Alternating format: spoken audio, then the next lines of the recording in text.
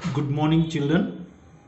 Today in this video we are going to learn lesson number 2 in history.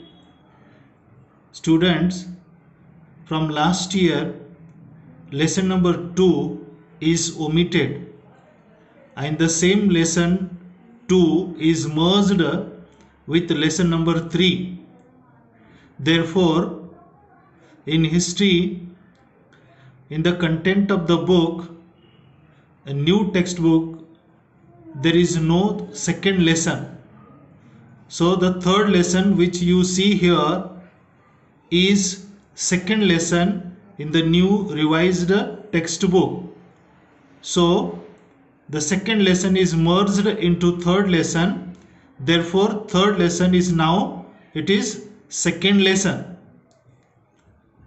The entitled lesson is From Gathering to Growing Food. Students, as an introduction of the lesson begins with Nino's lunch.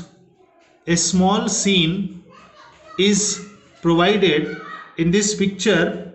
The girl, her name is Nino. She is having a lunch. That is her favorite food. That the boiled rice, squash, pumpkins, beans and meat. And these the fruits and vegetables that her grandmother, the Nino's grandmother, had grown the squash, pumpkin and the beans in the little garden plot at the back of her house. She remembered while she was having a lunch, once upon a time she went to Madhya Pradesh as a part of a school trip. So there, when she had been there in Madhya Pradesh, she had a food. It was quite hot and spicy.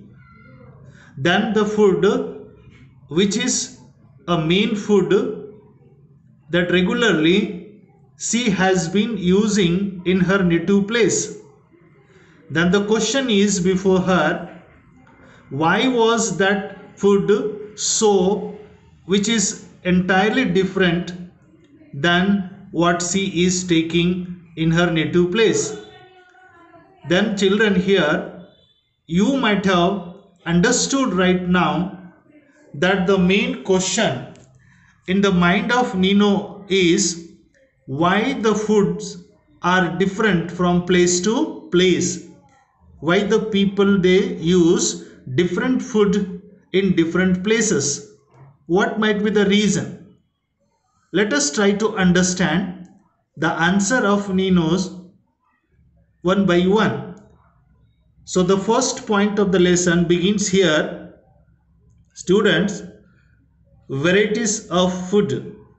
Of course, in India, we find the n number of foods and food habits that the people in different part of the country, they take different food. Why this variety of food is there in our country?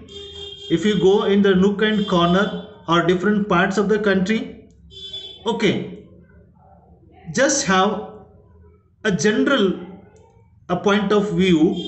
Today most of our food such as fruits, vegetable, grain, milk and meat, these all comes from plants that are grown and animals that are reared.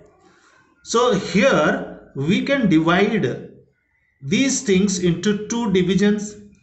Division number 1, like the fruits, vegetables, grains, is one division that all comes from the plants. And the another division is milk and meat, which we obtain from the animals. So then naturally the fruits, vegetables and grains would be different in different parts of the country, as well as the meat which we use to eat. Of course, the different animals, the meat is used in different part of the country. Then milk also, somewhere the cows, buffaloes, they used as the main source of the milk, whereas in other part of the country that sheep are there, goats are there, they are used. Then so where different parts of a country plants in different conditions. For example, rice. Rice is a crop. This is a crop which requires more water than a wheat and barley. This explains why the farmers grow some crops in some areas and not in other areas. Students, naturally we find the different fruits, different crops in different parts of the country. It depends on basically the kind of soil, a type of land and the climatical condition along with the rainfall. Therefore, there are certain areas, for example, the Uttar Pradesh, Punjab, Haryana, these are the areas where the wheat is grown at a larger scale, whereas in some other part of our country, if we come down in Rajasthan, Madhya Pradesh, Maharashtra, so the production of wheat is not as much as in Punjab and Haryana. The reason is, so this requires the more rainfall or the irrigation facility should be made available. Therefore, now we can understand on this basis, either it may be the type of crop or the milk and meat which is the main or the major food of the people that depends on the crop and other animals which are easily survive in that particular area and grown up in a large scale, so that can become the main food of that particular area. But as you saw here that the environment, then the climatical condition, rainfall, so these are the important conditions which impacts the survival of both the animals and the crops. This is how we now understand basically the kind of a food to become a staple food of any particular area is the geographical, climatical and a soil condition is responsible, and whatever the food, either it is cereals or the vegetables, fruits or anything else which can be used as the main food, that which is easily available in that area, that becomes a main food of that particular region.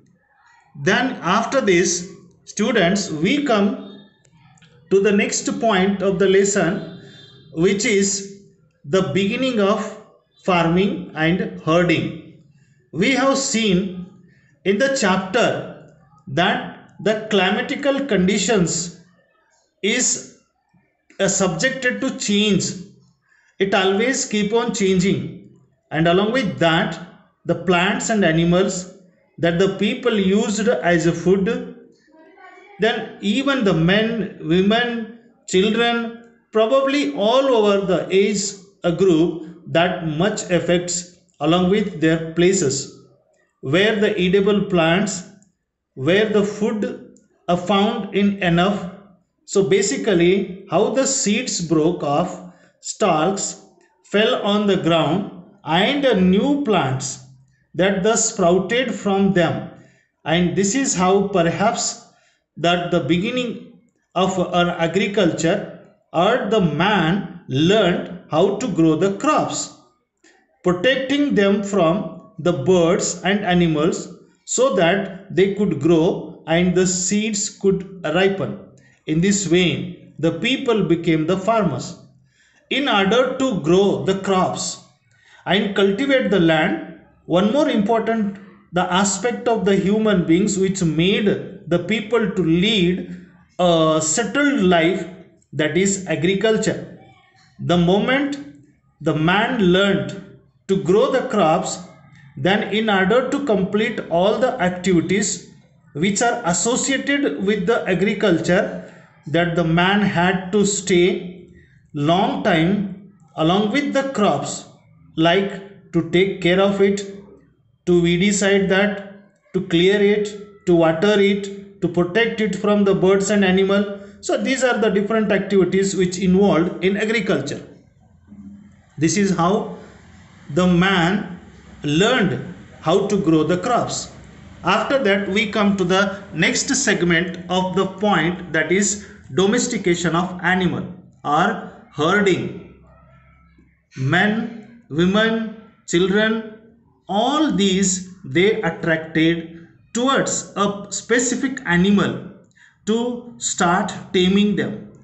So in the beginning, we find only those animals which were very familiar and easily tameable, and who could come closer to the man, so they got the first place to be domesticated.